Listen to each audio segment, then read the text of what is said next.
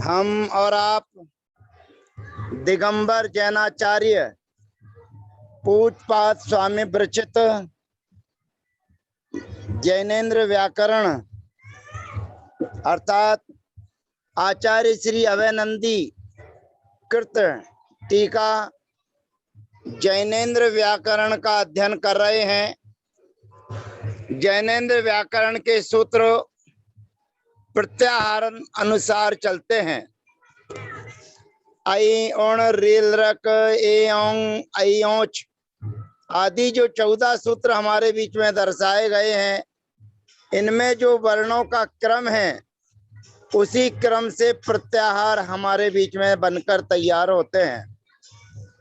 इन सूत्रों के अंत में जो हलंत है, व्यंजन है, उनकी इत संज्ञा करने के लिए सूत्र आता है कार्यार्थो प्रयोगित। कार्य के अर्थ अर्थात जिससे कार्य हमारा सिद्ध होता है, ऐसे अण, अक, अच, एंग, एच इत्यादि जो प्रत्यय हैं, कार्य के अर्थ उनका ग्रहण करना है, लेकिन वे अप्रयोगित, वे हमारे काम में नहीं आते हैं। माने प्रत्याहार बनाने के समय तो वे उपयोगी हैं, और प्रत्याहार बन जाने के बाद जो जो अंत में रहने वाला वर्ण है वे अप्रयोगित होने से उसकी इत संज्ञा होती है। और जहां उसकी इत संज्ञा होगी तो अगला सूत्र हमारे बीच में आ जाता है नासाखम। 2 नंबर का सूत्र हमारे बीच में आ जाता है नासाखम।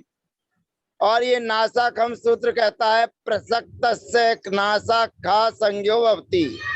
प्रसक्तस्य माने जिसकी आपने इत संज्ञा की है, जो हमारे लिए उपयोगी नहीं है, उसका नाश होता है। नाश माने लोप होता है, लोप यानी खा। तो खा कहने का मतलब है उस वर्ण का अभाव हो जाता है। उस वर्ण के अभाव के लिए एक वार्तिक हमारे बीच में और आ जाती है, यस्य इत संज्ञा तस्य खम। यह वार्तिक नासा खम सूत्र के भाव को स्पष्ट कर रही है कि जहां आप इत संज्ञा करेंगे, जिस वर्ण की इत संज्ञा करेंगे, उस इत संज्ञक वर्ण का खा होता है। खा मतलब क्या है कि जहां आप इत संज्ञा करते हो वहां पर खम माने लोप हो जाता है। अब ये प्रत्याहार सूत्र जो हमारे बीच में आए थे, उनमें हम कैसे जाने, क्या जाने, तो अंत्य नेतादि। अंत्य नेतादि का मतलब है कि आदि का जो वर्ण तुम ग्रहण कर रहे हो, जहां से प्रत्याहार बनता है। मान के लिए कहा अण, तो अण से आ और ना तक लेके जाना है, तो ना और आ के बीच के जो वर्ण हैं, माने आदि का वर्ण भी ग्रहण करना है और बीच के वर्ण भी ग्रहण करना है, और अंत का वर्ण जो ना है उस ना तक लेकर चल के ना को उच्चारण के लिए है, तो उसका ग्रहण नहीं करना है, माने वो प्रत्याहार बनाने के लिए। ऐसे ही अक, एंग, इच आदि जो प्रत्याहार बनेंगे, उनमें जिस वर्ण से जहां से चालू होता है और जहां तक कहा जाता है, वहां तक वो प्रत्याहार बनाने के लिए सूत्र आता है अंत्य नेताति। अर्थात आदि से लेकर अंत तक उसके बीच के जो भी वर्ण हैं, उन वर्णों के साथ उनका ग्रहण करना चाहिए। जैसे अगला सूत्र हमारे बीच में आता है, सूत्र नंबर 4, 3 नंबर सूत्र आगे बढ़ता है। ये देखिए लिखा हुआ है अण इति आ ई उ वर्णा नाम संज्ञा।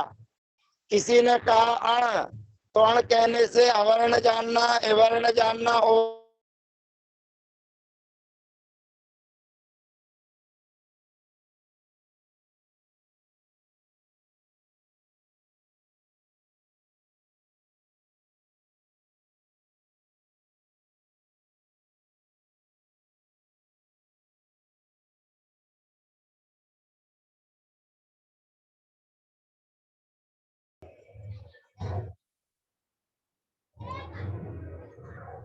अब सूत्र नंबर 4 हमारे बीच में आता है और सूत्र नंबर 4 जो वर्ण हैं उन वर्णों को बताने के लिए ये प्रत्याहार बनने वाले क्रम है और उसके बाद 4 नंबर सूत्र हमारे बीच में उपस्थित होता है और वह 4 नंबर सूत्र कहता है आकालोच प्रदीपा, अर्थात ह्रस्व आ को बोलेंगे तो एक मात्रा, जिसको आप कातंत्र रूप माला में पढ़े थे, एक मात्रो भवेत् द्रस्वो द्विमात्रो दीर्घ उच्यते त्रिमात्रस्तु पुलुतो ज्ञेयो व्यंजनम चार्द मात्रकम, अर्थात जहाँ एक मात्रा का उच्चारण होता है उसे ह्रस्व कहते हैं, जहाँ 2 मात्रा का उच्चारण किया जाता है उसे दीर्घ कहते हैं और जहाँ 3 मात्रा का उच्चारण किया जाता है उसे पुलुत कहते हैं। लेकिन जैनेन्द्र व्याकरण में ह्रस्व, दीर्घ और पुलुत ये संज्ञाएं आपको देखने को नहीं मिलेंगी। ह्रस्व के स्थान पर प्रा और दी के स्थान पर, दीर्घ के जगह दी और पुलुत को पा, यानी कि प्रदीप, ये कहने से ह्रस्व, दीर्घ और पुलुत का बोध कराता है। आ कालो अच, जो अच है, अच का उच्चारण किया जा रहा है, उस अच के उच्चारण में यदि एक मात्रा वाला स्वर का उच्चारण किया जा रहा है तो वो प्रासंज्ञक है, द्विमात्रा वाला है तो दीर्घ है और 3 मात्रा वाला है तो वो पा, यानी कि पुलुत संज्ञा को प्राप्त होता है। अब ये ह्रस्व, दीर्घ और पुलुत ये स्वर के उच्चारण के अनुसार 5वां सूत्र हमारे बीच में हाजिर होता है और 5वां सूत्र कहता है कि ये स्वरों का उच्चारण जो किया जाता है और उच्चारण करने पर इनके प्रत्येक के 3 भेद हो जाते हैं, उदात्त, अनुदात्त और स्वरित। अब आचार्य भगवंत कहते हैं उदात्त किसे कहते हैं, अनुदात्त किसे कहते हैं, स्वरित किसे कहते हैं, तो आचार्य भगवंत कहते हैं उच्च नीचा उदात्तानुदात्तौ। उच्च माने ऊपर, ऊपर की तरफ स्वर तालु आदि स्थान से बोलने के जो स्थान है उससे तालु आदि के उच्च स्थानों से ऊपर स्वर निकाला जाता है,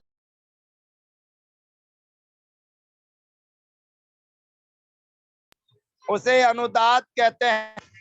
ये बोलने के शब्दों के उच्चारण में जब उदात्त स्वर बोला जाता है तो हाथ को ऊपर ले जाते हैं और जब अनुदात्त स्वर बोलते हैं तो हाथ को नीचे लेके आते हैं, और जब उदात्त और अनुदात्त दोनों जब मिले हुए होते हैं तो उसको व्यामिश्रः स्वरितः, वह स्वरित कहलाता है। तालु आदि स्थान ऊर्ध्वभागम निष्पन्न उदात्त संज्ञो भवति। तालु आदि जो बोलने के स्थान है, तालु, कंठ, उपदमानीय, मूर्धा आदि स्थान से जो वर्ण बोले जाते हैं तो तालु आदि स्थानों के ऊपर के भाग से जो उच्चारित किया जाता है उसे उदात्त कहते हैं और नीच स्थान से जो उच्चारित किया जाता है उसे अनुदात्त कहते हैं। और नीच और उच्च दोनों के स्थान को मिलाकर, माने तालु के नीचे के स्थान और ऊपर के स्थान को स्पर्शित करते हुए जो उच्चारण किया जाता है उसे स्वरित कहते हैं। और जिस उदात्त, अनुदात्त और स्वरित ये वर्ण गा संज्ञक होते हैं और गा के विपरीत न गा इति अंग, तो गा और अंग, गा माने अनुनासिक और गा माने अंग माने अनुनासिक रहित, जिसको बोलते हैं अननुनासिक माने नासिक से रहित। यहाँ पर अभाव नहीं लेना, ईसत गा इति अंगा, ईसत गा इति अंग, ऐसा उच्चारण करते हुए जानना चाहिए।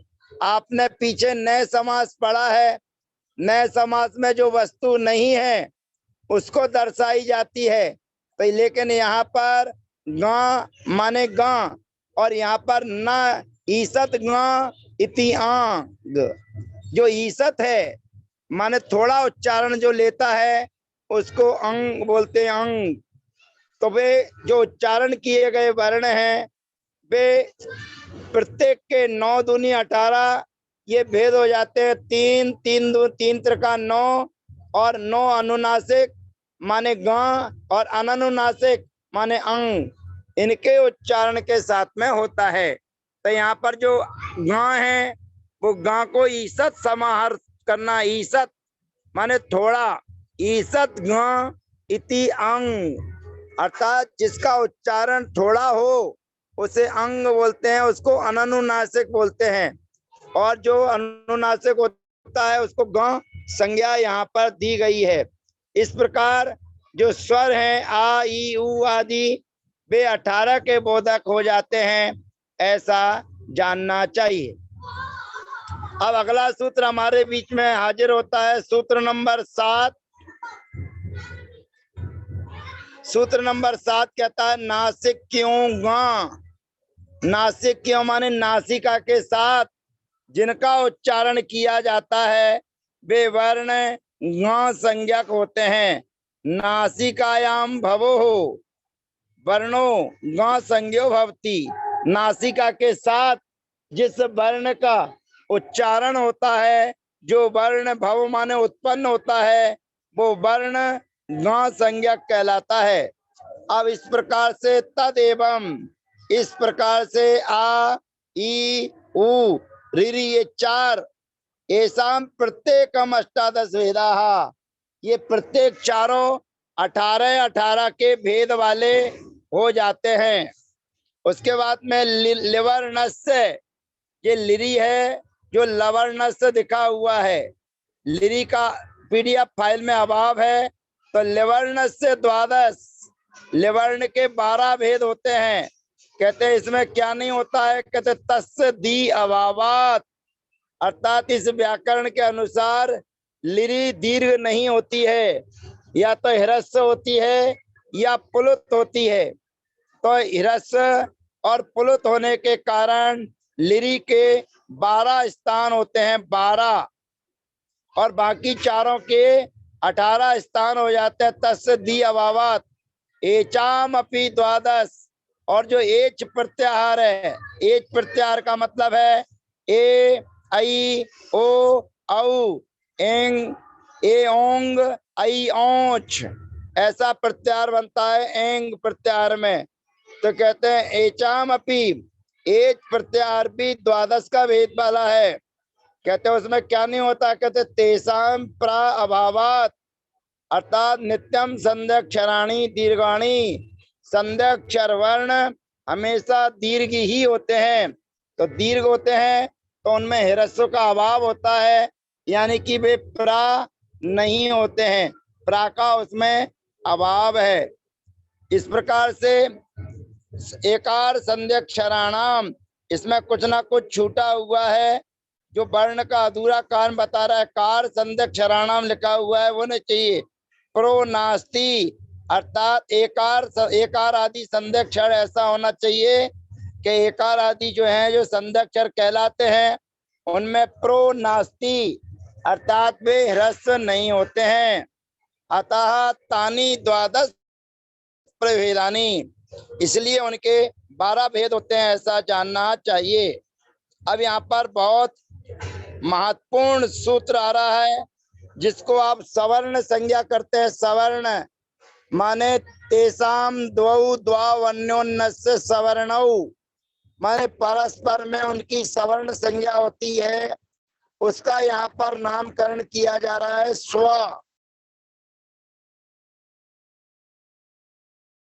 सस्तान क्रियाम स्वम, अपने स्थान के साथ जिसका उच्चारण किया जाता है उसकी स्व संज्ञा होती है। स्व माने सवर्ण संज्ञा।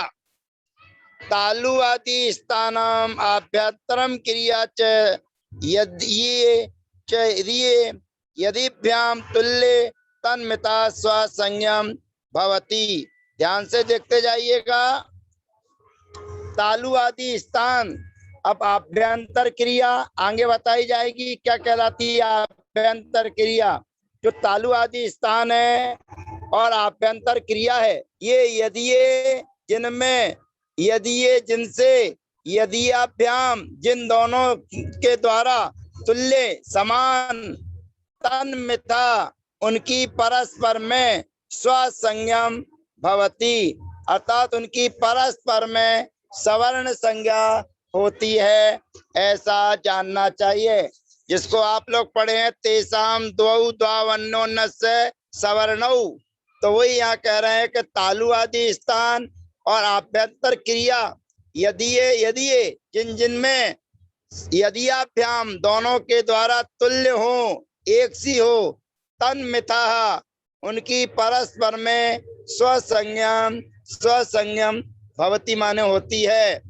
अब यहाँ पर कुछ विशेष बात कह रहे हैं। रेप उष्माणम स्वम नास्ति, परंतु रेप माने रा और उष्माण वर्णों की परस्पर में स्वसंज्ञा नहीं होती है। ये विशेष चीज आपको बताई जा रही है। रेपस्य उष्माणम स्वम नास्ति माने रेप माने रा और उष्माण माने सा हा, इन चारों की और रेप की परस्पर में स्वम संज्ञा नास्ति माने इनकी परस्पर में स्व माने सवर्ण संज्ञा नहीं होती है, ऐसा जानना चाहिए। अब आपके बीच में सूत्र आया था ऋकार लिकारो उच्च, तो ऋकार और लिकारो उच्च के लिए यहाँ पर परिसूत्र आता है ऋकार लिकारियो स्वसंज्ञा वक्तव्य। ध्यान से देखिए, वार्तिक है आपके यहाँ सूत्र है ऋकार लिकारो उच्च, ऋकार और लिकार की भी परस्पर में सवर्ण संज्ञा होती है। तो यहाँ पर कहते हैं ऋकार लिकारियो स्वसंज्ञा वक्तव्य, अर्थात ऋकार और लिकार की भी परस्पर में स्वसंज्ञा कहना चाहिए। अब स्वसंज्ञा कहने से ध्यान रखना, ऋकार 18 का बोधक है और लिकार 12 का बोधक है, तो 12 और 18 30, ये दोनों 30 के बोधक कहलाएंगे। रिवर्ण 18 का बोधक है और लिरी 12 का बोधक है, और इन दोनों की जब परस्पर में स्वसंज्ञा अर्थात सवर्ण संज्ञा कर दी गई है, तो ये दोनों परस्पर में स्वसंज्ञा को प्राप्त हो गए, यानी कि एक ही घर के दो व्यक्ति हो गए। एक घर के दो व्यक्ति हो गए तो दोनों का पावर मिल गया। इसके पास में 18 रुपए हैं और उसके पास में 12 रुपए हैं, दोनों मिलाकर अपने 30 रुपए दिखा देते हैं सामने वाले को। सामने वाला पूछता है आपके पास में कितने रुपए हैं, दोनों मिलके एक दिखा देता है दोनों के पैसे, मेरे पास 30 रुपए हैं। रीरी से पूछा जाता है आपके पास कितने हैं, वो कहता है मेरे पास 30 रुपए हैं। लिरी से पूछा जाता है आपके पास कितने हैं, वो कहता है मेरे पास 30 रुपए हैं। अर्थात दोनों मिल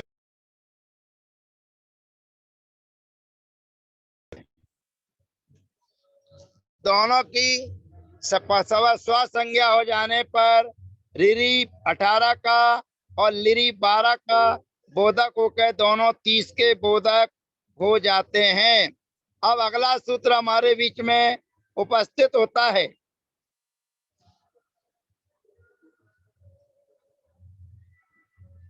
अगला सूत्र हमारे बीच में आता है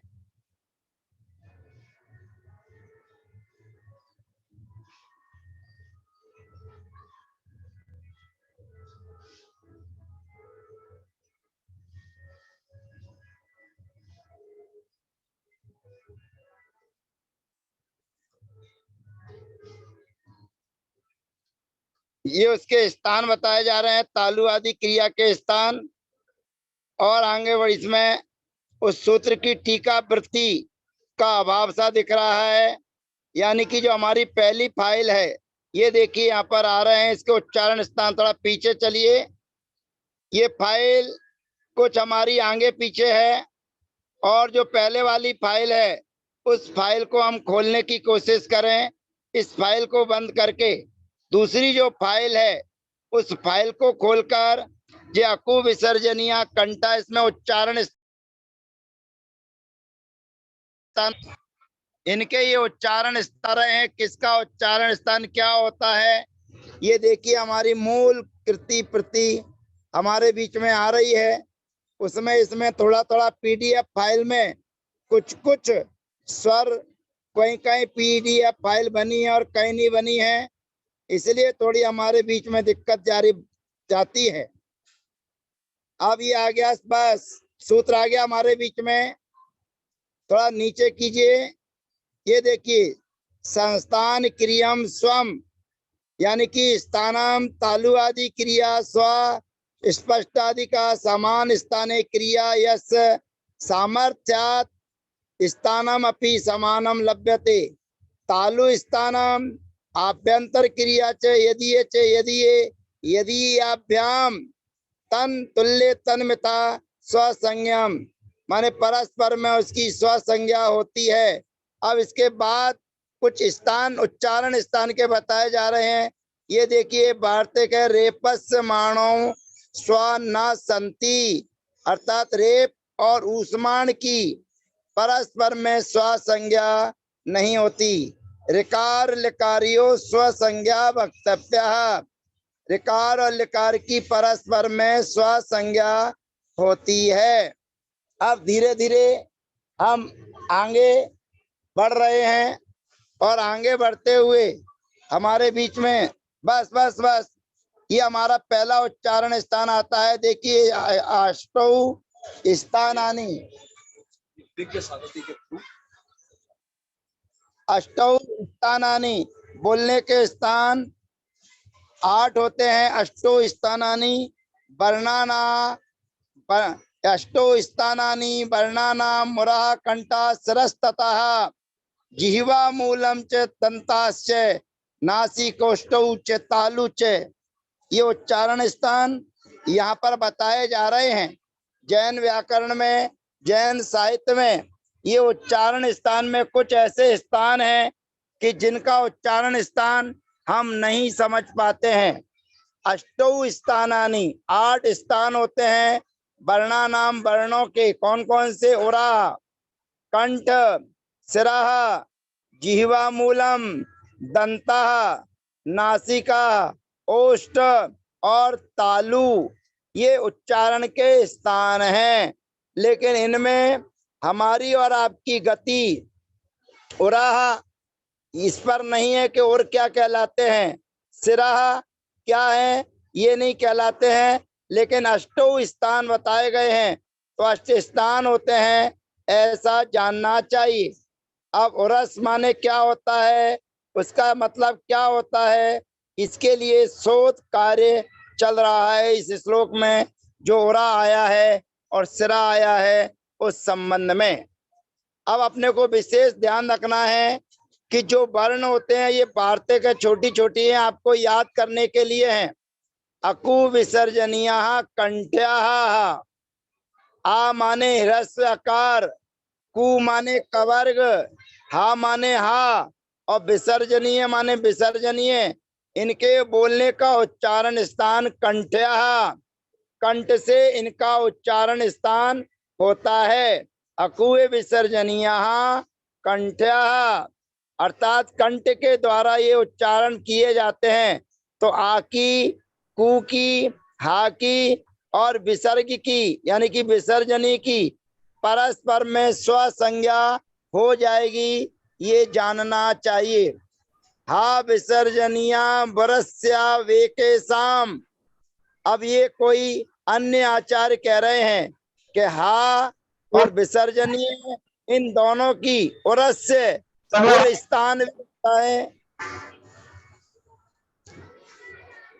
शायद आज हमारा समय हो चुका है। अगले सत्र में हम आपको इन उच्चारण स्थानों के साथ में मिलेंगे। अक्कू विसर्जनीय कंठा से हम पुनः आपके बीच में आएंगे।